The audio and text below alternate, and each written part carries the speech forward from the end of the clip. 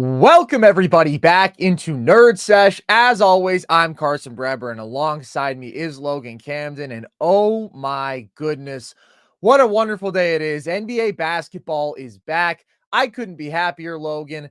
We had two interesting games on paper to start the season off today. One of them ends up being an absolute blowout, but then we have Lakers Timberwolves, which is more competitive down to the end. So we'll start with that. Then we'll start with just the absolute barrage that the Celtics unleashed on the Knicks. When it comes to Lakers Timberwolves, though, Logan, LA opens up the season in the JJ Redick era with a win. Particularly, Anthony Davis is just dominant in this game. What did you make of his performance? What did you make of how the Lakers looked in their first game under Redick? Yeah, Anthony Davis did dominate this game. I mean, basically in all facets, 36 points, 16 rebounds, 4 assists on 11 of 23 from the field. He took 3 threes. He made one of them, and he got to the line 15 times. He made 13 free throws. But the Lakers were running their offense through AD, doing a ton of work on the low block and in the post. As I mentioned, AD's hitting threes. He hits a floater late in this game. He's everywhere. Dominated the glass. Defensively, I thought you saw him inside and out, defending in space, disrupting guys, shooting, blowing stuff up at the rim. He ends up with 3 blocks in this game. I mean, Anthony Davis was the best player on the court. And I've grown to expect this from AD, man. This was a dominant game, even for Anthony Davis, right, everywhere. But Anthony Davis has been consistently better, over the last season, and he continues it in this one. But I thought we saw some meaningful differences in the Lakers' play as a team under JJ Redick, man. Most importantly, just effort and energy. And I think those words can get a little bit overused, but when it comes to the Lakers, that really is the biggest it's a really key component of the Lakers doing some damage in the playoffs, right? In this game, they win the turnover battle 15-7. I thought they did a phenomenal job of disrupting the flow for Minnesota offensively, but also protecting the basketball on their end. They end up with 15 offensive rebounds in this one, 17 second chance points. I give a ton of credit, not only to AD, but to Austin Reeves. Reeves comes away with 9 rebounds, 4 of them offensive. Hachimura comes away with 5 boards, 3 of them offensive. And again, this is going to be a key component to playoff success for the Lakers, right? You have waning effort from your stars, and so you need a buy-in from the team, which I thought we saw tonight, right? Last season, you have the lull after the in-season tournament that really cost the Lakers their season. Seeding is going to be very, very important when it comes to the Lakers and playoff expectations. The last 2 playoffs, we have seen this team run into the buzzsaw that is the Denver Nuggets, and the Nuggets just seem to have the Lakers' number. And again, the Lakers have been very competitive in both of those series, in the sweep and in the 5-game series that it was last year, as competitive as a 4 or 5-game series can be. But the standard isn't a first-round playoff exit for the Lakers. When you have 2 players the star caliber of LeBron James and Anthony Davis, the standard should be competing for titles. And so it's just important that the Lakers win as much as they can in the regular season so they can avoid the top dogs like the Oklahoma City Thunder, like the Denver Nuggets, and avoid them until the second round of the playoffs, until the end of the playoffs. And so I'm encouraged. I'm really encouraged, Carson. I think Redick just has this team focused on the right areas of the game, man, crashing the hell out of the boards, dominating those areas, getting out in the fast break. I just saw a different kind of intensity, a different kind of will from the Lakers team top to bottom. And that's the most encouraging thing about me. AD dominates this game. You're going to need star Anthony Davis, LeBron James. He's literally played more seasons than any other player in basketball history outside of Vince Carter. You're going to need Anthony Davis to carry this team through the regular season. But along with AD, it comes relentless effort and execution. And JJ Redick instills a different kind of confidence in me with this team that I didn't get with Darvin Ham, man. This team looked really bought in tonight, Carson, and I think that bodes well for this season and potentially their playoff chances. I think it's all interconnected. It was a really good opening performance, and I think that AD is obviously the star of the show.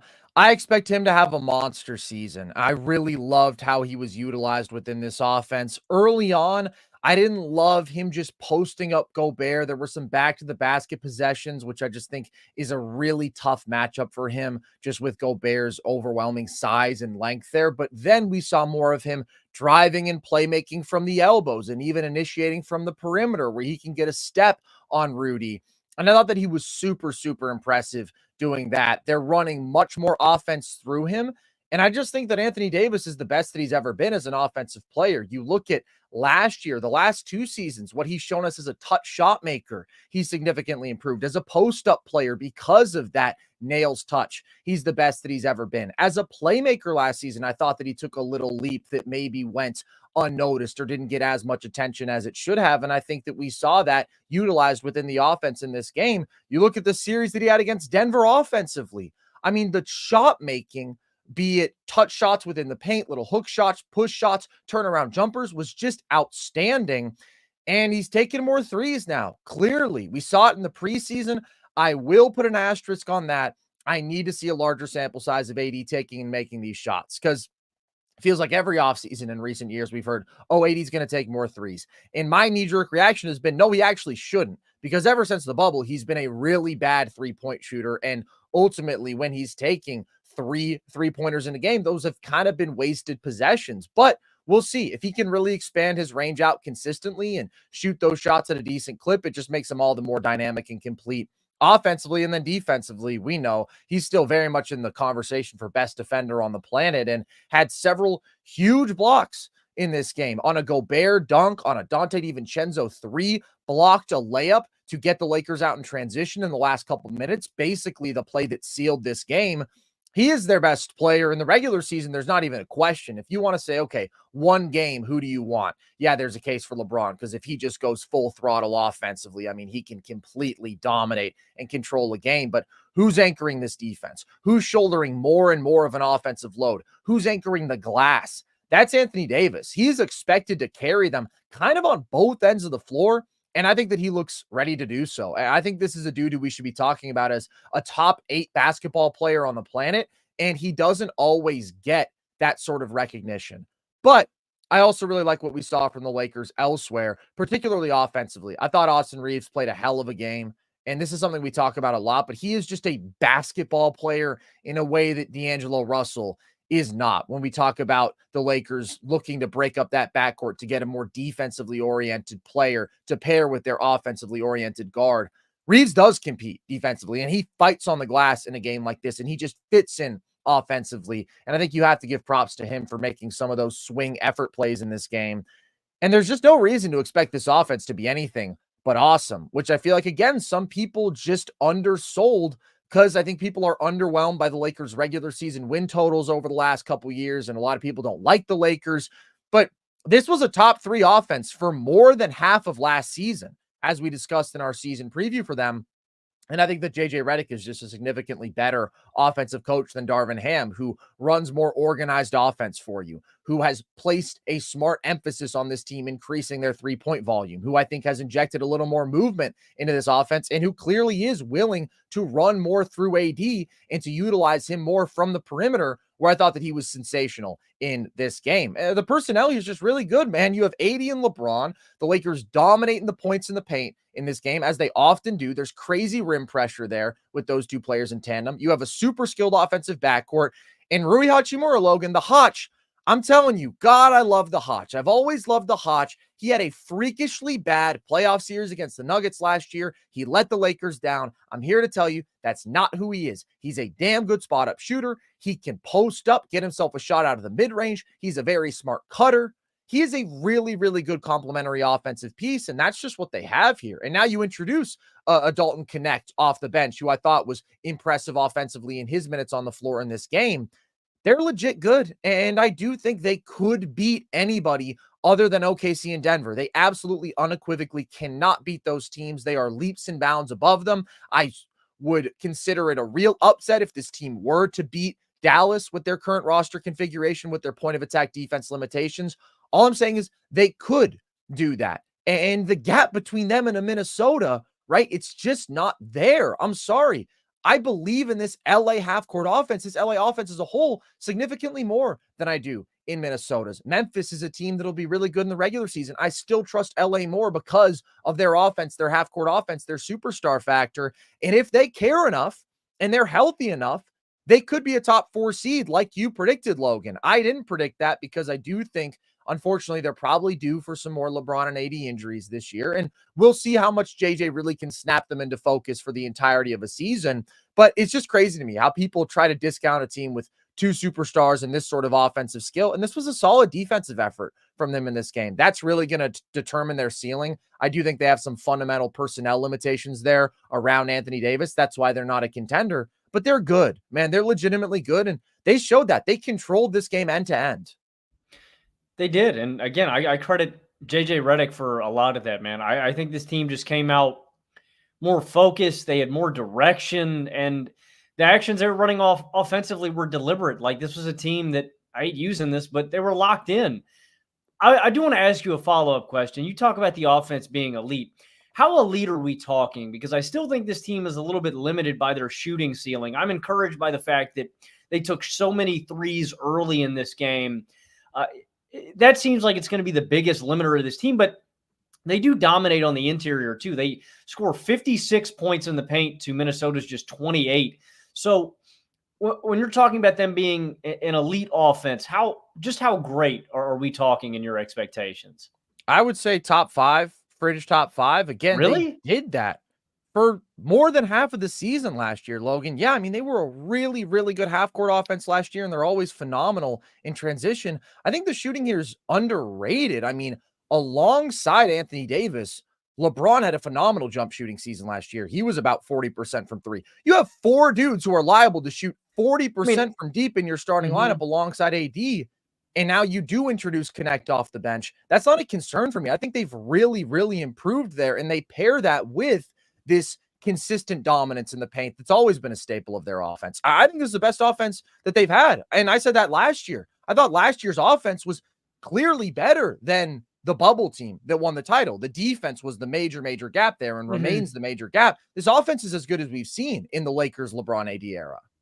Well, I think you have to just credit Anthony Davis for that. I mean, he's just on a different level than he's ever been. He's been more reliable than ever before. I guess my thing is just the consistency that we're going to get night to night out of D'Angelo Russell and Hachimura. I guess that's where I just would push back a little bit. But yeah, they really let you down in the playoff series last year. And I'm not somebody who is going to stake my flag on D'Lo performing in a situation like that, but the Hotch I will. I think that was a fluke for the Hotch. Okay. I think he's really a damn good offensive role player. And D'Lo, for the most part, is a really good offensive player. And if we're talking about regular season results, I think he'll do his job. He'll be a very effective pull-up shooter. He'll be overall a plus playmaker. Are there going to be playoff series in which he's making you pull your hair out with his defensive effort and he's taking bad shots to pull you out of rhythm? Unequivocally, that will happen. But overall, he's a good offensive player and is part of a really, really good offensive team. I do want to give props to another Laker, Logan, who was not so much about the offensive end. I thought Jackson Hayes was phenomenal in this game. I couldn't believe it. That blew my mind. I'm not a Jackson Hayes guy. I've always thought if Jackson Hayes was remotely coordinated, he'd be a good NBA player. Unfortunately, he is not. But man, he was just putting work in on the glass, finished several dunks in this game, which again are opportunities created for him, but he's working hard. He's running the floor to get those looks, worked his ass off defensively. I mean, he had a phenomenal block on a corner 3 as well. I still don't like him and AD playing together. I know that that's something that the Lakers want to continue to tinker with. I just don't think it's necessary. I do think that it is good for you defensively, but I think that that is offset by the fact that it is limiting to put AD alongside a non-shooting 5 offensively. I know that the Lakers have found success with that formula before, but again, that success was on the back of their defense. And I think this is a team that is best served by really being offensively oriented and figuring out their perimeter defense, not so much adding another interior defender alongside AD. But with him playing backup center minutes, like just out there alone as the 5, I wasn't optimistic about it preseason. This was a really good performance. We'll see if he can keep it up. Yeah, I was really impressed. He had that nasty lob from D'Lo late in this game. It just ferocious. I mean, Hayes has the skill set, right? It's never really been the skill set with Hayes. He's a athletic rim running big. It's about, being positionally sound, being in the right spots, putting in full effort on the glass. I thought we got that tonight. I do just want to revisit quickly. I am critical of Hachimura long-term and just how consistent he's going to be shooting the basketball. But tonight, I really liked his aggression early, like from the offset, man, not hesitating to shoot from behind the arc, getting downhill. He's a mismatch, man. Like, he's a big athletic dude where if he's got a smaller guy on him, he can really go and put in work. And I do want to give a shout out to Dalton Connect. That guy's a weapon. That guy is going to be a weapon for the Lakers. And I think they should give him even more burn as the season goes along. Like, he hits that three off screen where it's textbook, man. He is curling around the screen, catches, gets his feet planted, immediately rises and fires. Like, please understand what I mean when I say this, but it's like Klay Thompson stuff, man. It is like special. Just, I don't need to dribble. I'm going to get it. It's a special off-ball skill set that when you put him alongside AD and LeBron, like guys who can dominate the interior, it's the perfect skill set to put alongside those guys. And you get a glimpse. I can't remember who he runs the pick and roll with, but you get a glimpse of his little ball handling. I think it's just one possession, but I think that ends up in a bucket for the Lakers where he runs a pick and roll, dumps it down. They get a bucket on the inside. They crushed that, man. I think Dalton Connect is a home run hit for the Lakers. And I know we said that in preseason, but they need to continue to play that guy. And I think he gives you a little bit of versatility where, if D'Lo or if Reeves aren't hitting in a game, go ahead and let him get some burn, man. Like, he can give you some real offensive punch. I like Connect a lot, man. I'm high on the Lakers, man. If they can, it's the big if, right? It's the big if. If they can give you this consistent effort and energy and intensity every night, this is a different, I have different expectations for this team this year. And I did predict this in the preseason. I think this is going to be a 50-win team. And a large part of that is the JJ Redick, man. This team had a different demeanor tonight, a meaningfully different demeanor tonight. It's one game. It's the home opener. This is what you expect from LA, but I expect more of this from the Lakers and less of what we got, the lackadaisical waning and waxing effort. I expect more of this LA team the rest of the year. Yeah, it's inevitable that, like, LeBron isn't going to be able to go pedal to the metal. But, right? I didn't think LeBron really exerted himself a whole lot in this game. No, he didn't. He didn't at all. I mean, I think that he went into the fourth quarter with 8 points. And still they're able to control this end-to-end. Last two I just want to quickly remark on for the Lakers. Not a good Max Christie game. I've been optimistic about Christie being able to take on some more minutes this year and bring some of that point of attack defense that we've talked about the Lakers desperately needing if they do want to be a more serious playoff team. And I do think that he's a plus defender, and I think that he should be a capable shooter. He just missed his jumpers badly tonight, and he picked up 5 fouls in 11 minutes. So I do think that he's expected to take on a larger role for the team this year. He was the first guy off the bench. This wasn't a great start, but I do think that he has the potential to fill a decently valuable role for this team going forward. Logan, on the flip side of this, the Minnesota Timberwolves. We see Julius Randle's debut. It's not a great one. What did you think of the new look Timberwolves?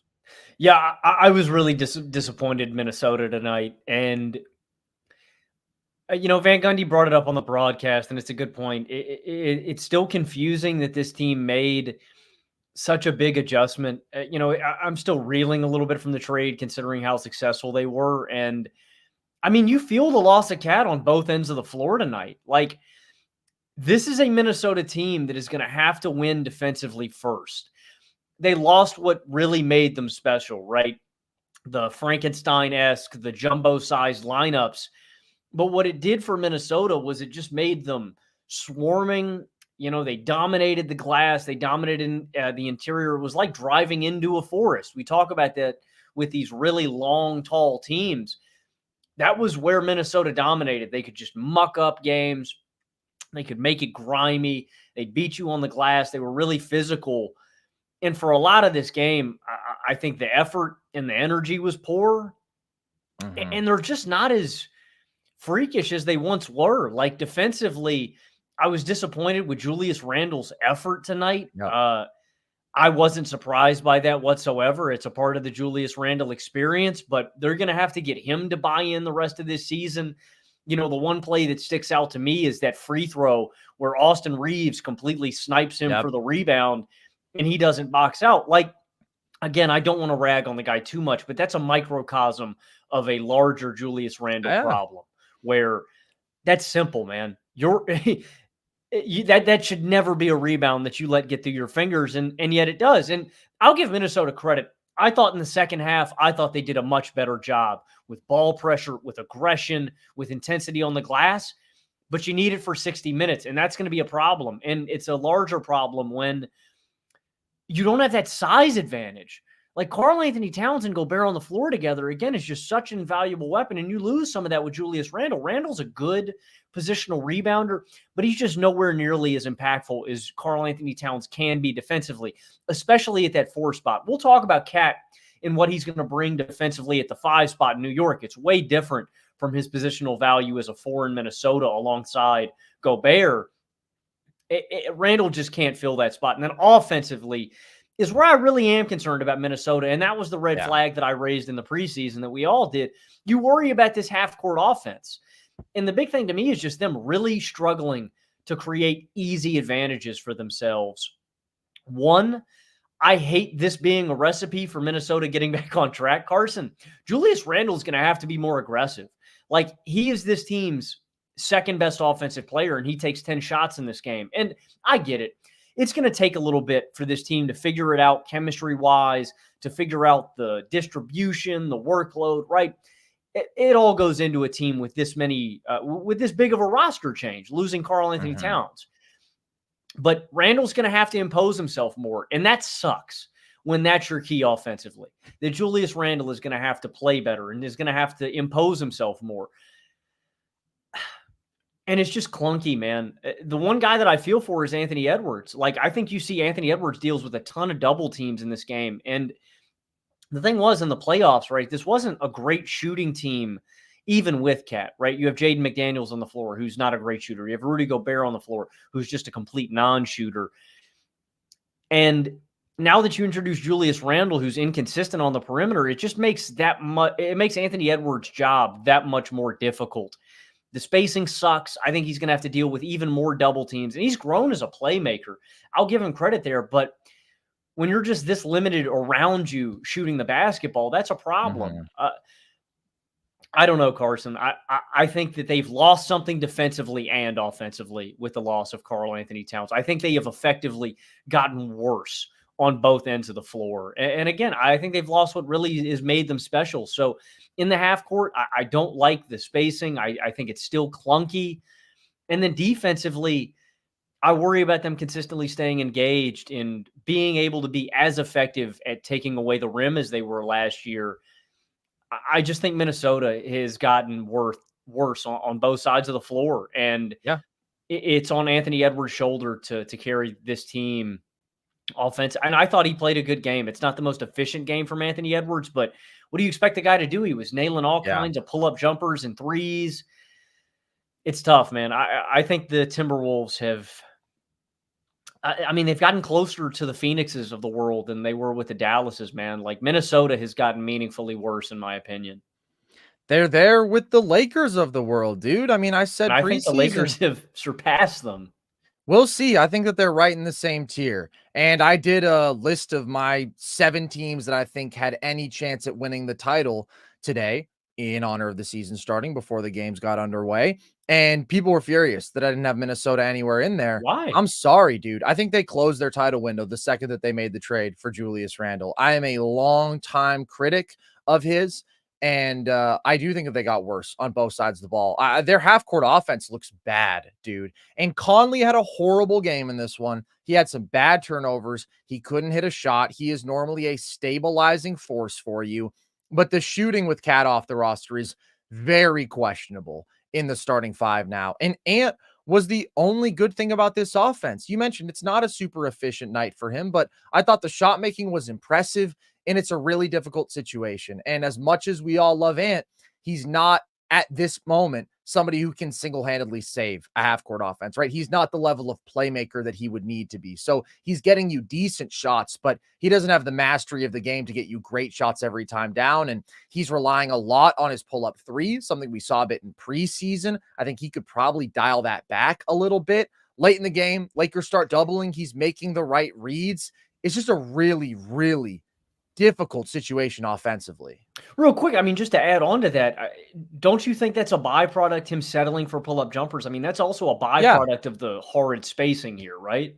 I do. And Julius Randle is bad for your spacing. He's bad for the shooting in your core lineups. I think that was something that some people underestimated, the loss of having a reliable 40-plus volume three-point shooter in Karl-Anthony Towns.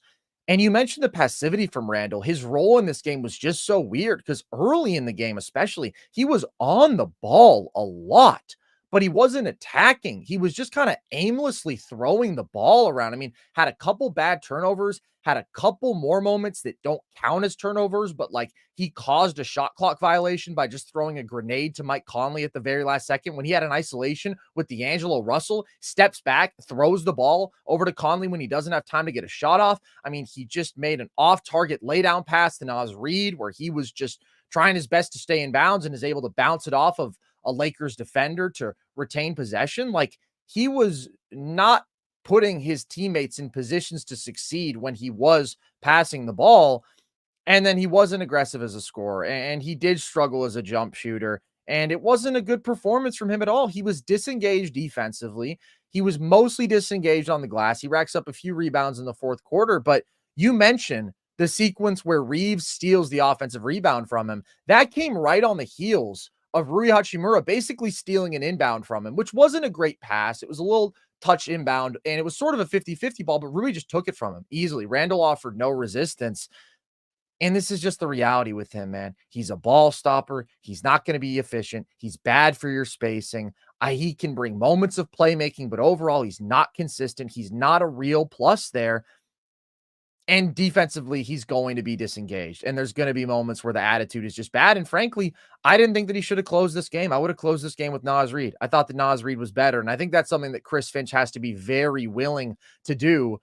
This alone shouldn't be the sky is falling moment. Oh my God, Julius Randle had a really bad opening game for the Timberwolves, because this is just part of the experience. He's inconsistent. He's been horrible to start the last couple seasons, and then he'll play better. He's a very rhythm-dependent player. He'll have a month, he always does, where he's on fire. If you're fooled by that month, God help you. I don't know what else you need to see, but that's going to happen, right? He's not going to be a quiet 16 a night for the entire season. But fundamentally, do you have faith in him as a number 2 on a team with aspirations to contend in a situation where half-court offense is already labored? I absolutely do not. And no matter what you think of Julius Randle, the one aspect that is undeniable is that it's going to take time for them to figure out this fit that I think is objectively bad.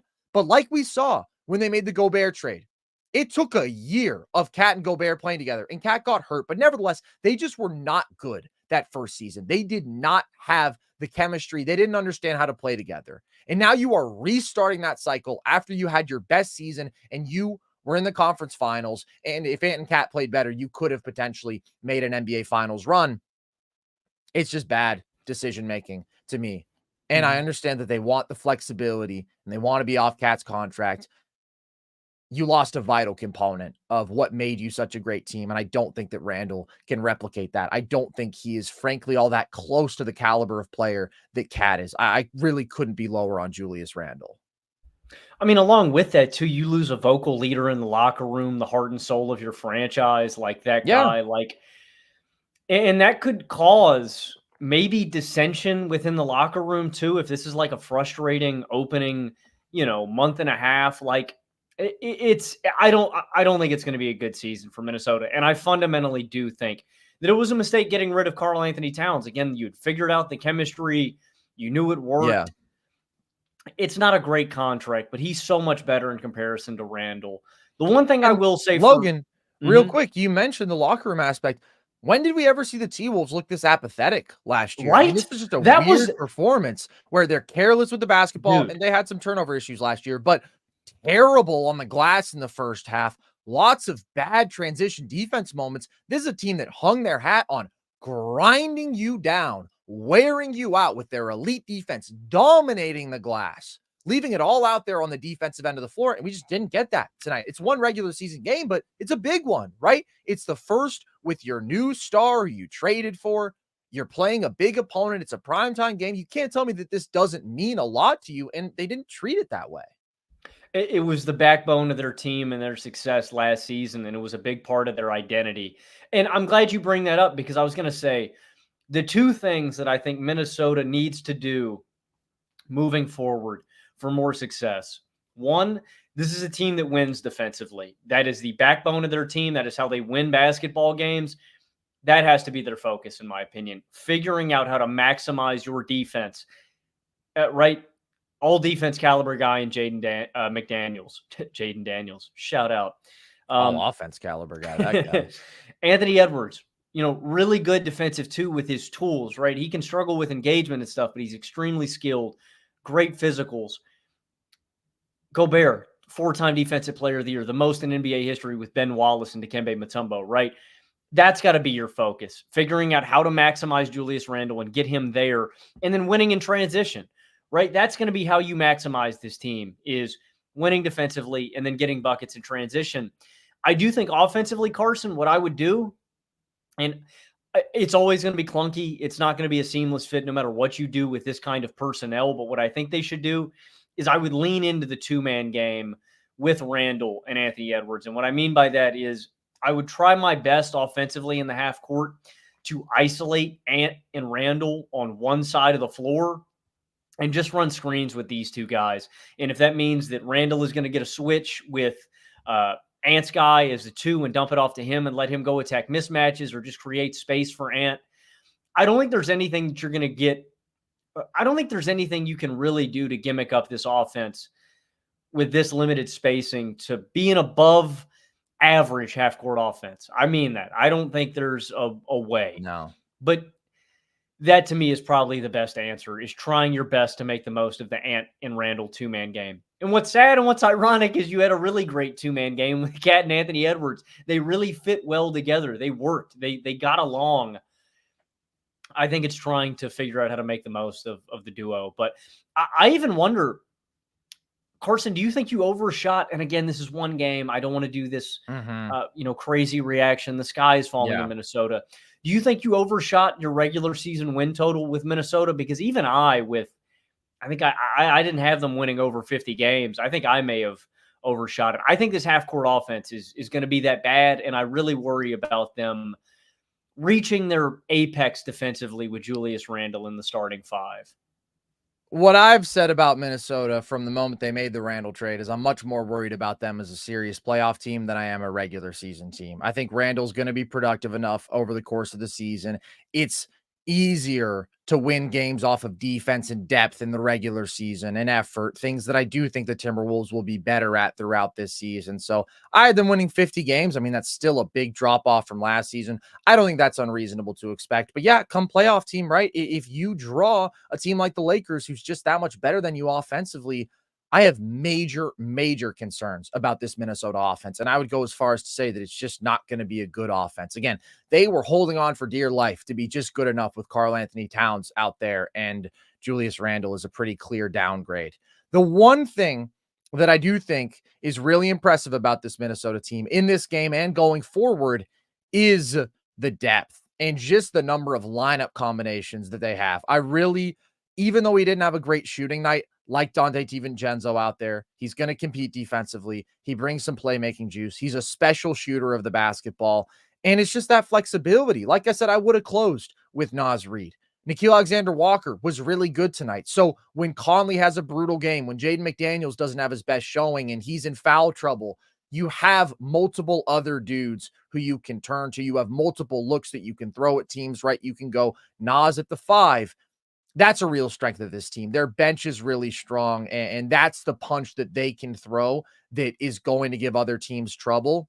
But in terms of the fundamental configuration of this starting 5, man, I'm out. I'm out in terms of at least, I think, the hopes of Timberwolves fans or the expectation that they established last year. I am too. I don't think I don't think this is something that's salvageable, man, at least not in one season. So I don't know. I mean, it's weird, dude. That's, again, the most puzzling part of this, the fact that you hit your ceiling last year, you achieved more than you ever did before, and you effectively punted on that core. And now it seems like you have punted to a different timeline, right? I don't know when this team is planning on, because I don't view them as a real contender, and that's the goal, man. I don't right now. I think they need to overhaul their roster. They need to make some moves. I don't know, man. A lot of people were theorizing the mythical second trade that was in the works with Julius Randle. I know. Who knows? I'm disappointed for Minnesota, man. They've effectively downgraded, and I don't view this team as a real contender. I think they're very much a pretender, man. Real quick before we move on to Celtics Knicks, what did you think of Bronny getting into the game for a couple minutes? You know what, man? He doesn't have it offensively, but I was impressed with his athleticism with some of the defensive possessions. Like, defensively, I don't think Bronny's bad. Like, he's athletic enough, but I mean, yeah, he just doesn't have it offensively. That one possession with him and LeBron was really funny to me, where LeBron gave him the dribble handoff, and then Bronny was like, actually, I'm just going to give it back because I can't create for myself. He's so far away offensively. Like, I think Bronny can contribute defensively on the glass, but he's so far away offensively, man. I thought it was very silly to put him in the game. You think it's a sideshow? It's a distraction? A lot of people were saying that this was done to avoid the distraction. That seemed to be like the consensus that, all right, we can just get it over with. I don't know, man. Maybe the most effective strategy would just be to say, hey, Bronny is not ready. He's not going to play. He is a young guy who we picked 55th overall. He's not supposed to be ready right now. We're going to put him in the G League, allow him to develop. Yeah. I understand. Maybe that wouldn't erase the story, but you know what stokes the flames of the story a lot more when you leak earlier in the day, hey, we're going to play Bronny tonight. And then you play Bronny in the season opener in a game against another legitimately good team in the second quarter, and he's obviously not ready to be on the floor in an NBA game. He's not a rotation level NBA guy. Yeah, he has the tools to be a capable defender, but at the same time, he's still a small guard out there who's just a little bit of a plus athlete. He's a pretty average NBA athlete. And like first possession, Julius Randle just licks his chops, who had gotten nothing going beforehand, gets an easy bucket on him. And you mentioned offensively, it's brutal. The handoff, what the hell was that? Like, there's nothing Bronny's going to do with the basketball in that situation. He just immediately gives it up, and now the shot clock's winding down. LeBron has to force up a tough jumper. Joe Ingles is basically just ignoring him, just helping off of him. Bronny misses an open three. It's good that he took the shot. He had to take the shot to keep the defense honest, but he's a bad shooter at this stage. Like, he was just on the floor for a quick 7-2 run against them, and it wasn't all his fault, but he was very, very clearly by far the weakest player on the court who just didn't belong out there. And it's not that big a deal. I am in no way a Bronny hater. Like, when they drafted him 55th, I said, he's not a top 60 player in this draft, but it's not so egregious to me drafting him 55th. When LeBron James is his father, he wants to have him on the team. You keep LeBron happy. I'm good with that. Okay. I'm fine with that. It's obviously an awesome moment. I see them sitting next to each other on the bench. I think, man, you know what? That's really nice. That's really incredible. Once you put him in the game, though, I think you've crossed a line where you are deprioritizing winning basketball games. It's not a big deal because it's a few minutes, but people got mad when I said they were deprioritizing winning. No, that is by definition what they're doing. They are prioritizing Bronny's feelings and LeBron's desire to get him in the game, or even if you want to frame it as the media aspect of it, they are prioritizing all those factors over actually having the best dudes on the floor to win them the basketball game. And I just thought that that was silly. I thought it was unserious. Well, I mean, they had built up enough of a lead. I mean, I think the point was to just in the second quarter. Hold up. I mean, that gave a little life to Minnesota. It actually did. Yeah, I agree. They went on a run when he came in. I mean, before that, the Lakers were on like what, a ridiculous, like a 17-2 run or something like that. My thing is, I mean, they did it for the moment. It was a cool moment, and now it's done, right? I don't expect Bronny to get any more NBA burn. No, if this is like a routine thing, then I think it becomes an issue. But I think the next logical step, we got the Griffey Jr., Griffey Sr. moment. We got the Bron and Bronny Jr. moment. And now I think he's probably going to get relegated to the G League. I wouldn't expect him to play anymore, and I wouldn't expect him to be dressing out for games. I think the next logical step is to G League him and why not play him anymore? Like that's all. I just think this was a one-game thing. You're probably right. I hope you're right. A lot of people seem to think that I'm overreacting to this and that is what's going to happen. And maybe I am, but I don't know. It's just like when I actually saw him out there, I was like, who is this good for? Because you're just setting the kid up for failure, right? And you know that the awful coachings of the world are going to do a video breakdown of how Bronny was terrible in his NBA debut, as he does for every single preseason game. And that's going to get a ton of views.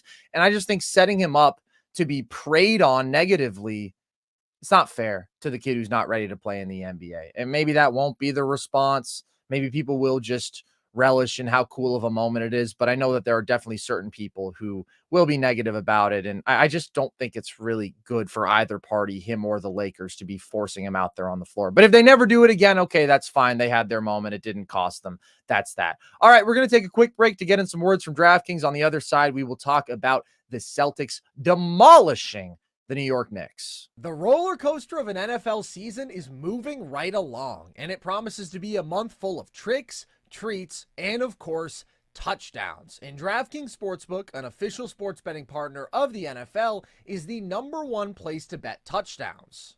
Running it in from the 1 or an 80-yard bomb, we don't care how they score touchdowns. We want to bet on them. DraftKings heard us and is delivering. Ready to place your first bet? Try betting on something simple, like a player to score a touchdown. Go to the DraftKings Sportsbook app and make your pick. Here's a reason for new customers to do a touchdown dance of their own. Bet $5 to get $200 in bonus bets instantly. Score big with DraftKings Sportsbook, the #1 place to bet touchdowns.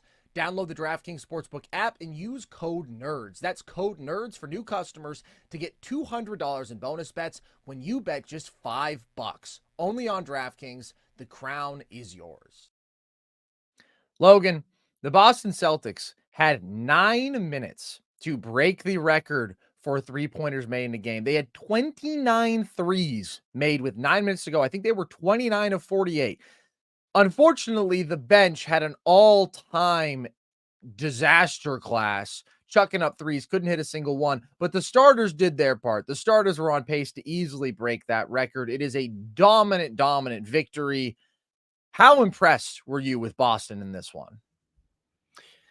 Very. I mean, I think that they're really well equipped to repeat. I'll get to that in a minute. I think the big story is just Jayson Tatum finally returning to form. Like, this version of Tatum is a top 5 MVP caliber player. Like this, Boston, you know, when you guys get all on your high horse when the Celtics win 60 games with their overloaded, superpowered all-star starting 5, and then you say Jayson Tatum's MVP, this is the game where you can make that case afterwards, man. This is that kind of game, you know? I was blown away with Tatum. 37 points, 14 to 18 shooting, 8 of 11 from deep. Again, if you hearken back to the playoffs, worst we've ever seen Jayson Tatum trying to score the basketball, 42% from the field, 28% from deep. He shot 36% on jump shots, and he was under 31% on off the dribble jumpers. Tatum's always going to have an immense impact on the game. That's why I've come around to Tatum, no matter if he is scoring well or not. Great defender and rebounder. He's improved as a playmaker. He racks up 10 assists in this game. But when you get this elite scoring version of Jayson Tatum, where he's not going to miss any threes or pull up J's, where he's weaponizing his strength and getting downhill, this is an MVP caliber player. This is a Jayson Tatum where I would hear a case out for an MVP award. Like, and he looked confident again, man. That's what I was so happy with. He just looked, he wasn't in his own head. He wasn't playing, you know, he wasn't hesitating. It was him getting to his spots and knowing, I'm going to make this jumper. Is beautiful, man. But this is one of the most talented teams in basketball. They've got such great chemistry. They just know how to play together. They returned 13 players from last year. And this is from the top to the, all-star starters to the bench, man. It's so disciplined. They're so well connected. This team, they have 11 offensive rebounds, 16 second chance points, 11 turnovers, and 11 fast break points. Like, they're so good, and they're so versatile defensively. Carson, I was blown away with the different personnel combinations. Like you've got Drew Holiday taking some possessions on Cat. You've got Jayson Tatum taking some possessions on Cat. It's insane, man. This is one of the most talented teams I've ever seen play the game, man. Like defensively, and then the floor spacing. I look at the Celtics offensive approach in a different light, Carson. Throughout all of last year and even into the playoffs, I talked about how I thought that sometimes the Celtics settling for threes and taking this high of a volume could be of their detriment. They set the franchise record for three-pointers made in a half. They're one short of tying the record for three-pointers made in a half. As you say, they tie the record for three-pointers made in a single game. Last year, they were number one in three-pointers made, three-pointers attempted, and they were second in three-point percentage. But I do look at it in a different light, right? I said it could take them out of rhythm, right? They could settle and they could let teams get back in games. No, man, the Celtics can just barrage you with them and beat you to a bloody pulp. They can just run you off the floor. It's the secret weapon. It's the secret ingredient of this team where they can just run you out of the building, right? I can't remember what the exact number was, but I believe the Celtics had more 20-plus point wins than any team in basketball history. They had the most 25-plus point wins in basketball history, and they're wreaking havoc on the New York defense. It is defensive breakdown after defensive breakdown, and I'll chastise Cat a little bit for that. I think it's going to take the biggest question mark that I have about this Knicks team, we'll get to this in a minute, is Cat defending at the 5, because I thought they picked on him all game long, but it's also just phenomenal ball movement and elite off-ball movement from these Celtic stars. It just reminds me of the all-time great basketball teams, Carson, which is what I think Boston is. Yeah. They are passing up good shots for great shots routinely.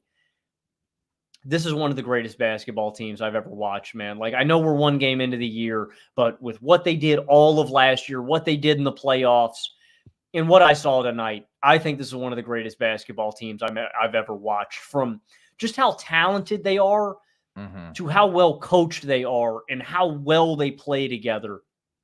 I think the Celtics are rightfully my title favorite, man. They did everything that a returning champion should do. And what I really liked is they didn't let off the gas. They didn't reach a point in this game where they said, all right, we'll back off. We'll let the Knicks off. We'll let them. No, they said, we're going to step on your necks and we're going to break it and we're going to put you in the coffin. And they did that, man. This was a dominant win from a dominant basketball team. It really is, man. It's one of the greatest basketball teams I've ever watched. They're a juggernaut, dude. And last year, we see in the regular season, they're top 5 all time in net rating. They're never tested in the playoffs. And they come back. They do this without Kristaps Porzingis. I think at full strength, this starting 5 is up there for the most talented top to bottom that we've seen in the history of this league. You know, you compare it to the best you get of the 80s Celtics, the 83 Sixers, the best you get of the 80s Lakers. Like, it is that absurd how great this starting 5 is.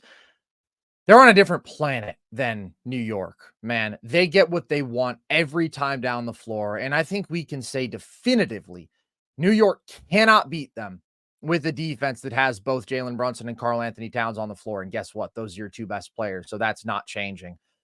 They're just overwhelming. And I thought this was the best offensive performance I've ever seen from Jayson Tatum. People will point to the 51-point game in Game 7 against the Sixers. He has a 60-piece in the regular season. Honestly, man, I'm not even sure it's that close. He gives you 37 points and 10 assists on 98% true shooting. It was perfect. He was extremely decisive. What was that? Total package. He put everything together tonight.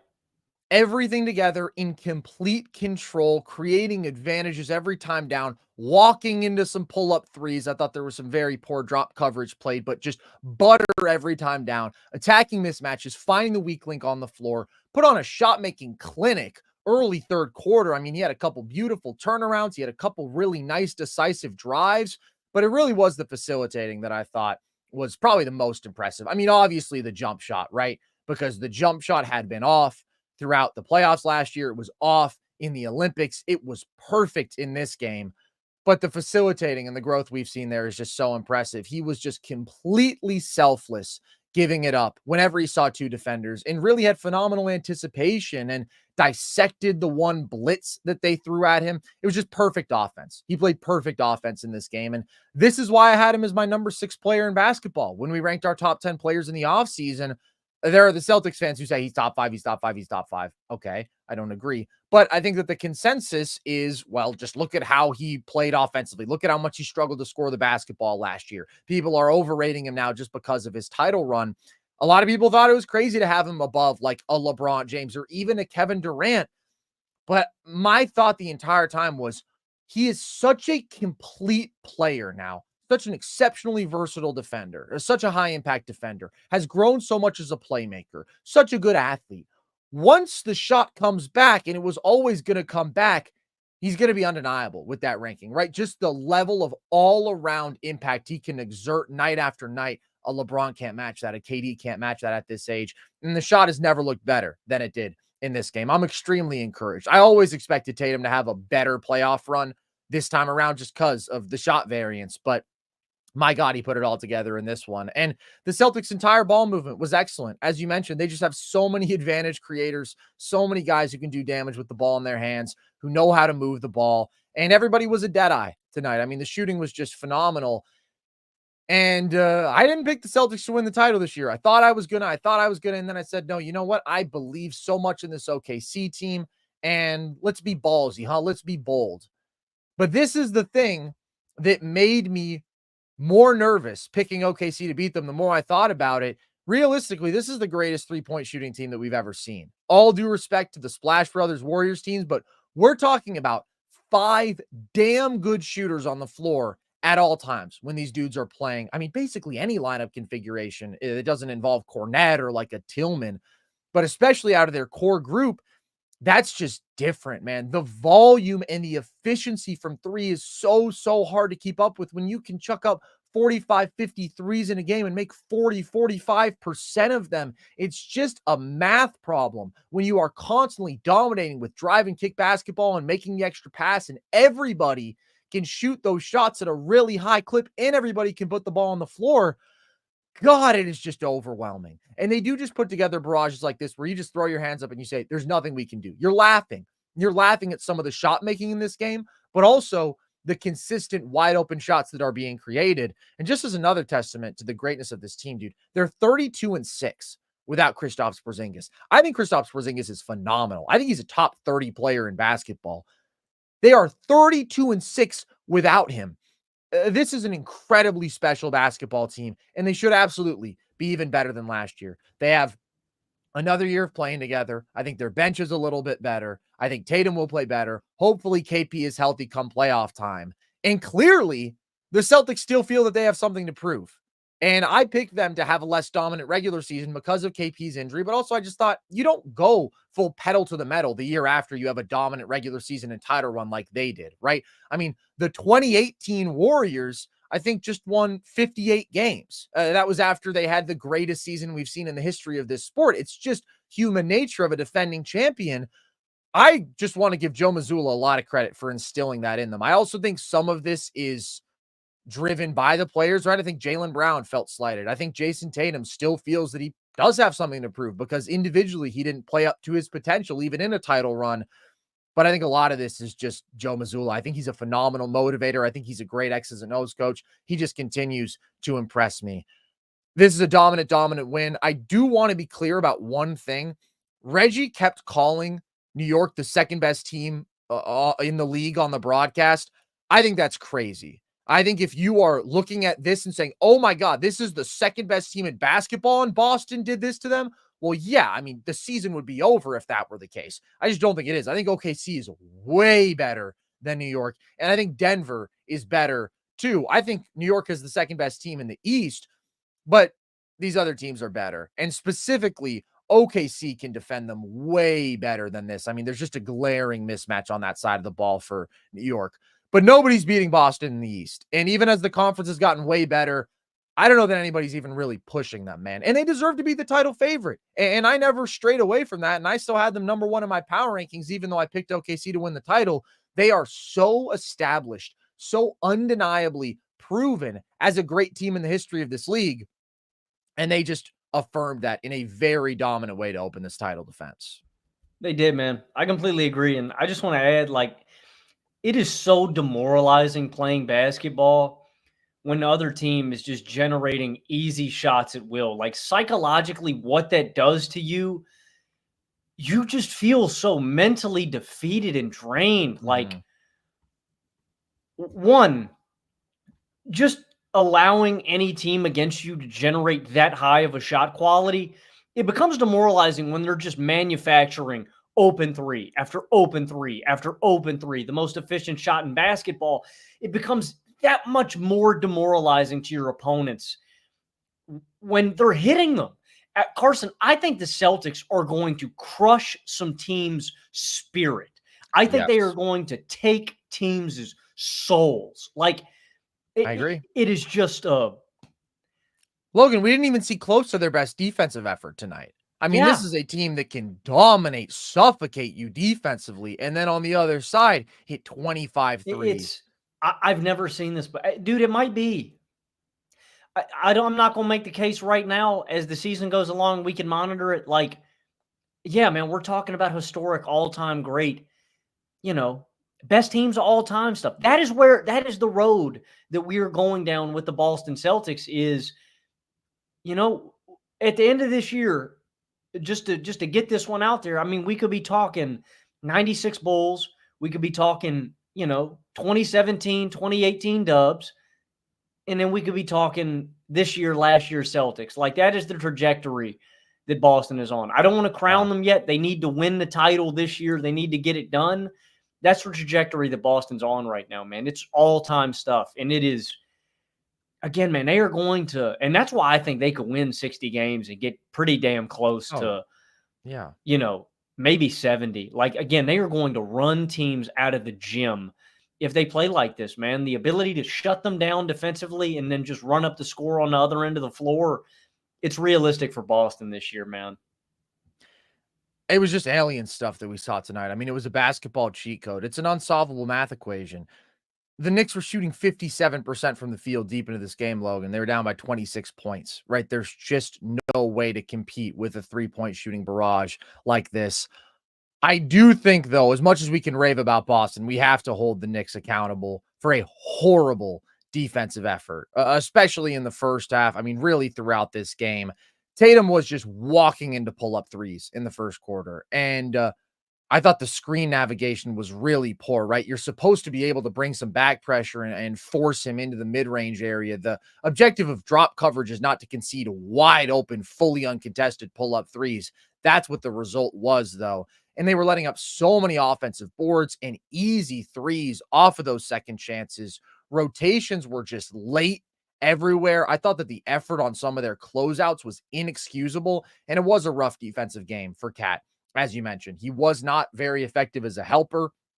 And when he was asked to guard in space, I thought that he really struggled. This is just a brutal, brutal matchup for the Knicks defensively. And that was always the reality here. It didn't feel like they were ready to play this game, frankly, the way that they just got smacked in the mouth. But as I say, like, when you have a small guard, ultimately a defensive liability like Jalen Brunson on the floor, who nobody is better at ruthlessly hunting than the Boston Celtics because they have so many dudes who can do damage in that matchup.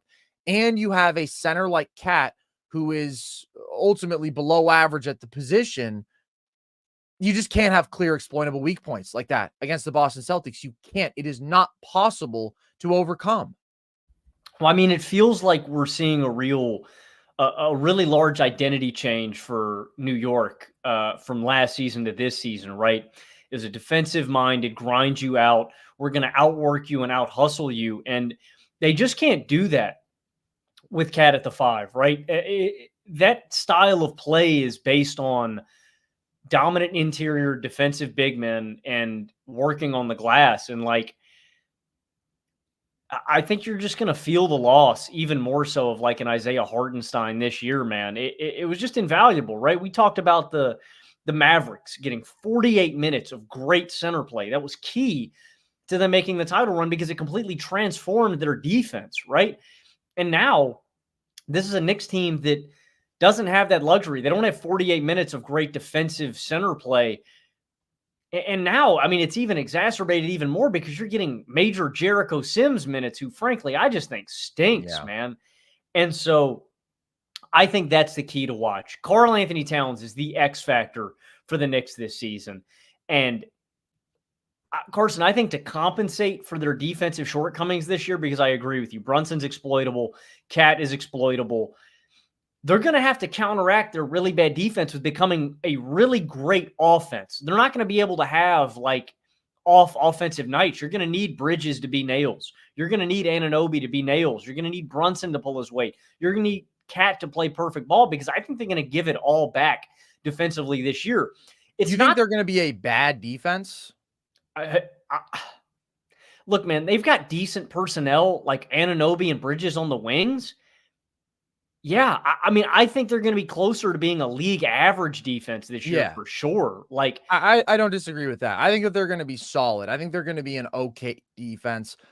That's the thing, though. I mean, this is just a matchup in which they can't hold up. I think that's important to emphasize. I think they're going to look better, but I also just think that it's going to be hard for Cat. I also think it was a mental thing with Cat. Cat has spent 2 years being the four-man alongside a really good defensive big. I think it's going to take a mental adjustment during this season for Cat to just get back to being normal, playing the 5 spot. But it's deeper than Cat, though. I mean, Mikal, this was one of the worst defensive games that he's played, at least when that's been expected of him. Like, I do think he took a step back in Brooklyn, but my thought was, okay, you scale his offensive roll down, he's going to lock in. He's going to be comparable to the defender that he was in Phoenix. It was not good from him defensively in this game, but I don't expect that to continue. I think he and OG are going to be an awesome defensive wing tandem. So they're flawed. They're definitely flawed defensively, but I think they'll be okay. Yeah, I think they'll figure it out more, but I'm saying they're going to have to be a really high level offensive team. That's going to be this team's identity and their key. Yes. To really doing damage in the playoffs. It's just they're going to have to be perfect on that end. And I don't mean to pick on Cat, but I just think there's a lot of areas where you feel his shortcomings as a defensive 5. In transition, Jaylen Brown has, 2 wide open transition threes just because he's caught in no man's land. He doesn't have a body. It ends up picking him up too late. Easy 3, right? I think they were picking on him in space in the pick and roll when they got him to switch into space and defending. And I think that's going to be exploitable. He's a below average rim protector, right? Last season, players shot better than their average inside 6 feet on Karl-Anthony Towns. That's a problem. I think he's going to need help anchoring the glass. I think it's going to be a team collaborative effort with OG, with Bridges, with Brunson, with Hart, with McBride, whatever lineup configuration you're running out there. I think it's going to be a collective effort on the glass. So, yeah, like you said, man, I think they're going to be better, and I think they're going to look better against a team that isn't Boston. Boston is going to make good defenses look foolish, right? Mm-hmm. That's just a problem with playing Boston. But, yeah, I don't think this is going to be anywhere close to a really good defense. And I think that's going to frustrate the hell out of Tibbs. And again, man, it's just a culture shift. That was the backbone of this team over the last couple of years, and I just think you're seeing a complete identity shift in New York from a defensive-minded team and culture to one that's going to have to be offensive-oriented, man. Do you see a different ceiling? And what do you think? Because obviously Mitchell Robinson's out. Do you think that dynamic changes when Mitchell Robinson gets healthy? Oh, I definitely think that they become a better defense with Mitch on the floor. But no, I think that this is going to be a pretty average defense ultimately. I definitely think that Cat struggled in this game. I think that Cat can be a below average defensive center for you, right? I don't think he's going to be a disaster there. I think that he has improved on that side of the ball. Yeah. Could he be a Jokic caliber 5, like defensive 5? Is that attainable? No, I don't think so. Just because I think that Jokic's IQ is so exceptional and his hands are so great, and he's such a monster defensive rebounder. And although I love Jokic, I'm not the highest on his defense. I think he's an average defensive big. I think the Cat is a little bit below that. I think that he's sort of destined to that status. But I think with their wing personnel, they can be okay. It's just again, you can't have multiple exploitable weaknesses defensively on the floor against the Boston Celtics. Nobody else is going to expose you for that to this extent. In other matchups, right, if it comes down to guarding Max in PG, okay, I think they actually have really good wing defenders who can do that with Mikal and OG, and they have at least big bodies to throw at a Joel Embiid. When it comes to a Giannis, you can throw Mikal at Dame and you can throw OG at Giannis. They have better answers for everybody else because nobody else is just as dominant and as ridiculous offensively as Boston is. On the other side of the ball for the Knicks, their offense was mostly fine. At times, it felt like they were a little bit directionless, but like they shot 55% from the field today. So you can't really complain about that. Brunson got what he wanted. He was getting into the lane very consistently.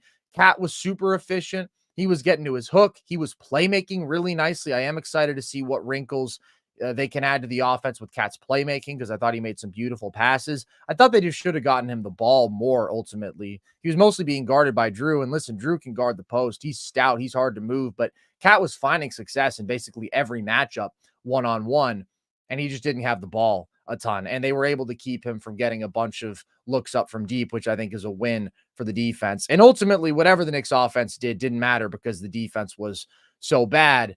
And I don't want to overreact to one game, but the Knicks didn't look so good in a few other areas on top of the defense.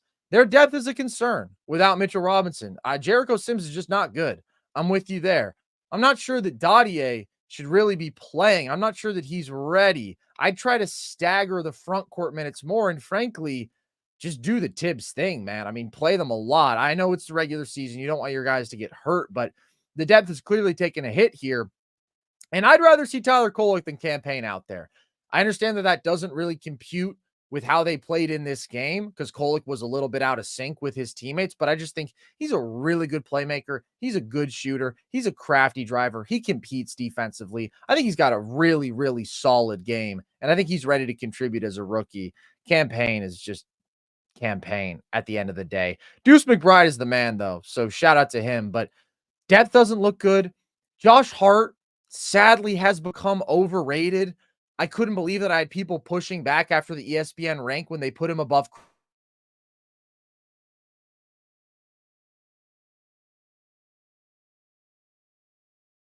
It can be brutal in the half court for you offensively because he's not a good shooter. 31% from deep last year. He has his hot streaks, but overall, he's not good.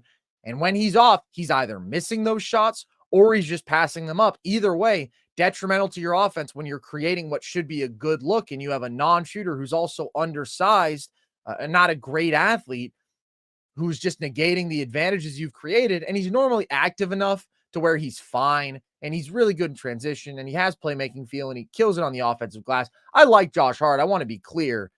And I do think the rest of this offense should be really good. It's just you see these moments where it's like he's tough to have out there.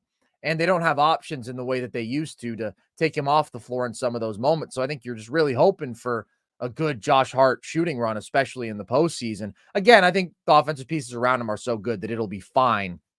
But I do think he's gotten a little bit overrated as everybody has just completely fallen in love with his heart, no pun intended, and how hard he plays.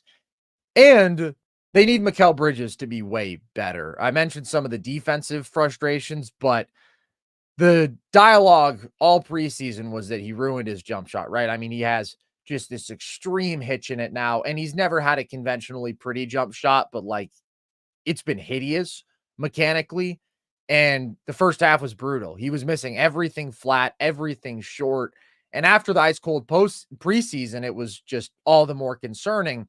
I thought he was definitely more comfortable in the second half, though. And he started attacking as a driver and he knocked down a few jumpers. And yes, the game was effectively over by then, but just seeing some aggression out of him, some confidence, seeing some shots fall, I thought was encouraging because that first half, I was like, good Lord, like we need to go back in time and we need to fix Mikal's jump shot.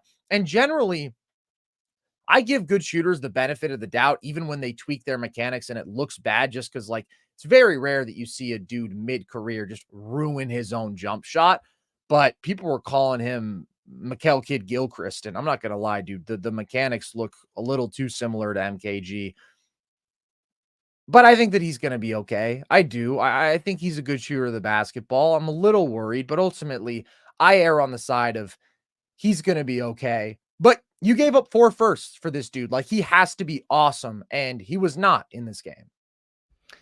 Yeah, he does. I'm not really worried about the jumper. I think Macau is going to figure it out. And it may I want to emphasize to people, it may take some time for the Knicks to figure this thing out in general. When you have this many moving parts, this many new additions to a roster, it's going to take time for these guys to gel and to figure it all out, right? And figure out how to play together. The one thing I am really excited about is Karl-Anthony Towns down Rudy Gobert. It was so awesome watching him go to work in the post with actual space. Just being able to drive on a guy in the post and not have some big lumbering buffoon like Gobert down on the low block clogging everything up, right? So I am expecting a really good year from there, from Cat. I agree with you. I think they can weaponize his playmaking more. And I am concerned a little bit about the depth. I would make a move for a backup center. On some other points, I would play Tyler Kolek over Campaign. On top of Mitch? Well, just for the time being. So many picks. I know Mitch isn't going to be back until January, though, and Yeah. I would just rather have a little more security instead of Jericho Sims. I don't think Jericho Sims is very good. No. I would play Kolek over Campaign. I don't think Campaign is very good. I think Kolek's ready to play right now. That was the appeal of drafting him. And I'd play the hell out of Josh Hart. I know Hart can be frustrating. Please don't play Dottier. Dottier did not look NBA ready today, man. He looked out of position, was airballing threes, man, in garbage time. He just looks unprepared. So, and Logan, I don't know, man. It raises the question, when we're talking about this question of big depth and when we're talking about pro readiness, why did they draft Dottier? Why didn't they draft like a Kyle Filipowski? Why didn't they draft a more pro-ready wing? I believe they passed on, they may have traded this. I want to say they passed on Keyshawn George, who I really liked. I may be mistaking that. I don't have the draft in front of me, but no, I think that they traded that pick. I think that you're right. Yeah, I liked Keyshawn George as like a win now guy, like just defensively, and he can shoot the ball a little bit. Like you need wing depth. I liked him. Filipowski's a great pull, really skilled as a big man, right? Maybe he's not going to bring you defensively, but he's really skilled. Like he brings some shooting, floor spacing. Yeah, that one's a little bit head scratching, man. Exactly. And that's what you need right now. You gave up, like you said, man, you gave up your 4 first. It's time to go win a chip. And the gap is just staggering between these two teams. That's the big takeaway from this game is the Knicks are going to look better. They're going to figure it out chemistry-wise. They're going to improve, right? I hope this is the worst the Knicks look defensively all year long. Hopefully this is the worst game they play against Boston all year long. The gap is really big. And this may not be the second team in basketball like Reggie Miller wants to proclaim, but this is the second best team in the East. And if this is the best punch that the second best team in the East can throw, nobody stands a chance against Boston.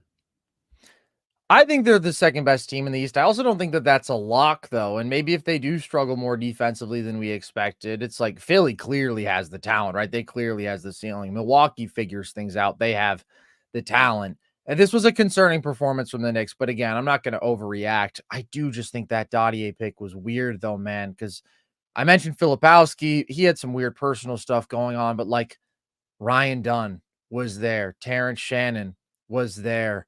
A more offensively ready Baylor Shireman was there. I don't know if he's as much. I'm not gonna kick on him for passing on Shireman.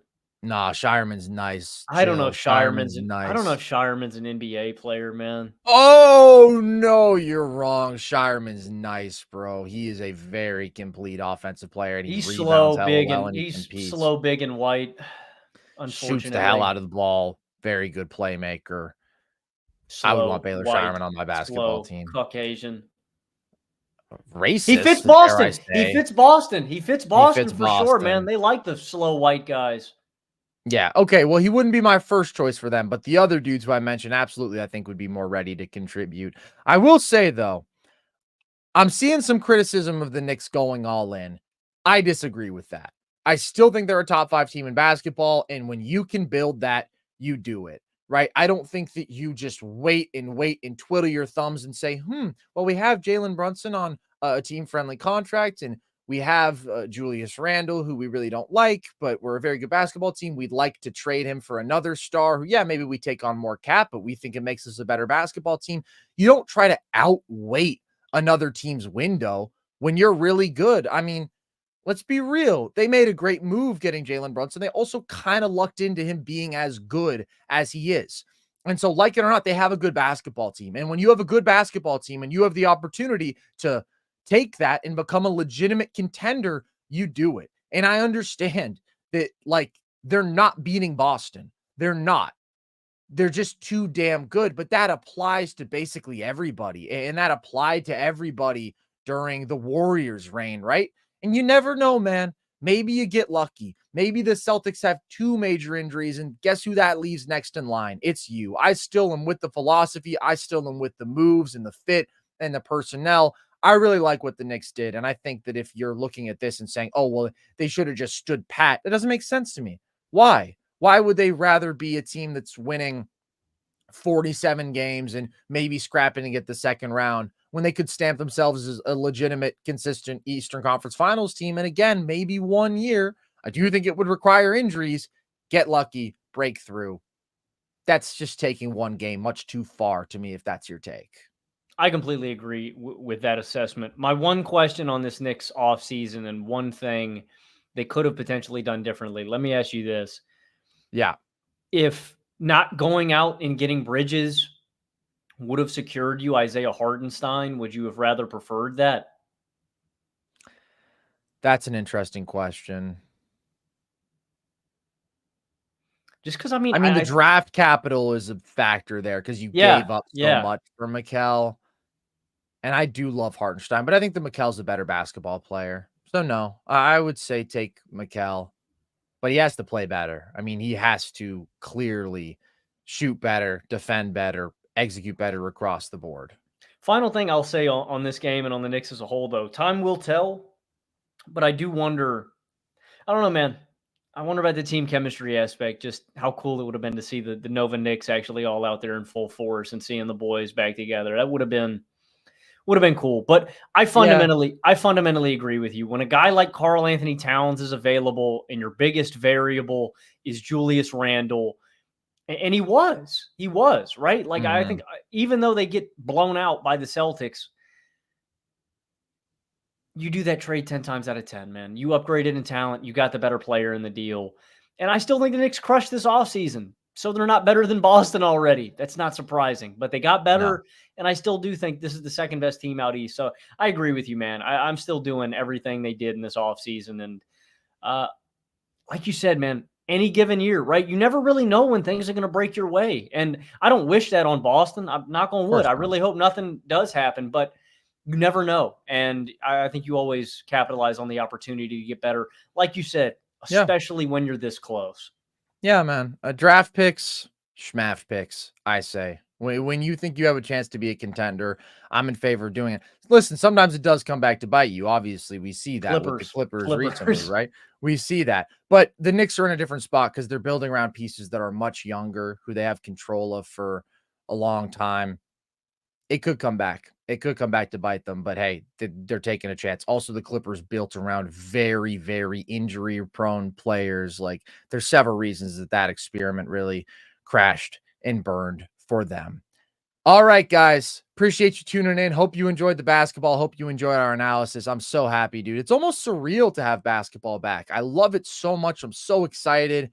I have a video coming out tomorrow.